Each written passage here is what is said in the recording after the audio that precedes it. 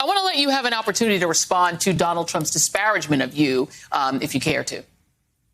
Well, I really don't care to, simply because it's just typical. It's typical Donald. But I like his allegations against me. And considering, just look at who the guy is, right? This is a guy who has an affair, actually multiple affairs, while his wife had just had a child, right? The Child Separation Act, which was just a disgrace and just denigrated America's standing in the world. His attacking on President Obama's Affordable Care Act, leaving millions of Americans without health coverage. His racist rants, which we know are just every day, including the fact that he couldn't even mention George Floyd's name at any point in time. And finally, January 6th, the big lie, and his continuous promotion of the big lie. So I wear it as a badge of honor. So thank you for that, Donald. I appreciate it. Clearly, you did. You did care to. You did. Let's talk about the Trump Organization, because you know that organization well. I mean, because I think when people think of a company like a corporation, you think of a big corporation like Enron or one of these companies that gets in trouble.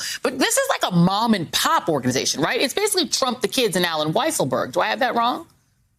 Well, yeah, it's bigger than that. But you're right. It's a glorified mom and pop company. There's probably 14. When I was there were 14 executive vice presidents, myself being included. Other than that, you had a lot of support staff, a lot of secretarial staff, and so on. Now, at one point in time, Trump, which is, again, part of his ongoing continuous lies, made allegations that he employed 10,000 people. Well, that's not true because, again, he doesn't own the buildings that he had employees in, right? It's either owned by homeowners associations or it's licensing deals, but he included them into it. So he included everybody. But you're right, Joy. It is a mom and pop organization. But, for a quick second there, I just want to go back because, I think it's worth me saying when he's talking about my credibility. I personally think, and, I'll ask you your opinion on it, that my credibility is a lot more in demand than Trump's petty, pathetic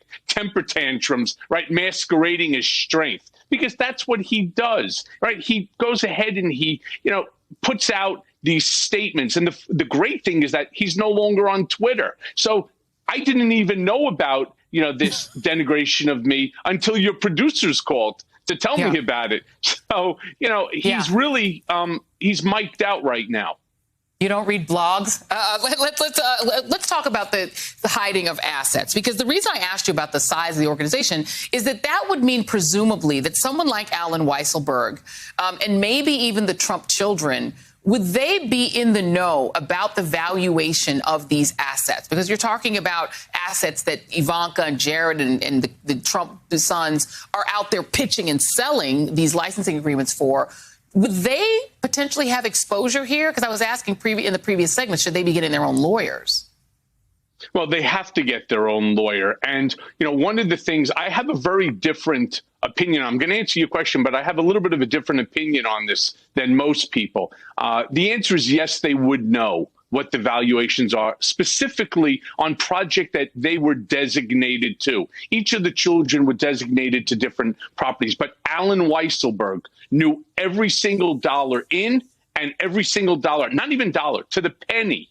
Every single penny in and every penny out went through Alan Weisselberg's desk and then reported before and after to Donald J. Trump. So there was as I stated, there was a very small core group of executives, a larger, subset, but a very small core group. Now, it's interesting because I also watched the segment before this where you were talking about, Trump and whether or not that the kids need to. I believe that they do need it. And I'm going to tell you why. Everyone keeps talking about, Rudy.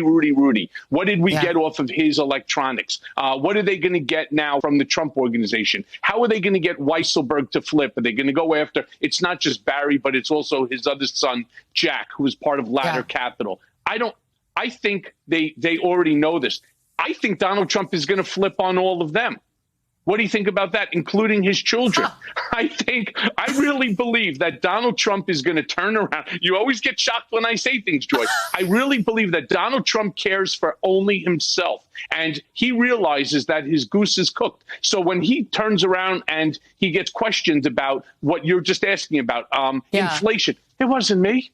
It was Alan. Wow. It was my accountant. It was the appraiser. It's never Donald. See, this is the problem. It's never ever Donald Trump. It's always somebody else. It wasn't Donald Trump who had the affair. It wasn't Donald Trump who directed me to make the payments to Stormy Daniels. It wasn't Donald Trump who got the benefit of the relationship and the actions, right? It was Michael Cohen. And right, I'm the bad guy into it. Why? Because I didn't take the fall. Well, what's going to happen when the DA or the Attorney General, and listen, I give her a lot of credit, just as your previous guests did, a lot of credit, because she didn't start this as criminal. She started it as civil. But what's going to happen when all of a sudden they turn around and they start asking him about his tax returns or about the devaluation of the assets or the way that he took deductions?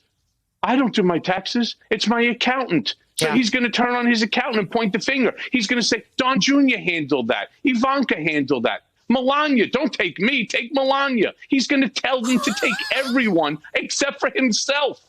Even Ivanka? That's just the kind of guy he is. Everyone. Ivanka, too. Wow. Last question before I let you go. Any thoughts on the FEC throwing out the case looking into whether Trump violated election law with that Stormy Daniels payment, which, of course, you paid the price for?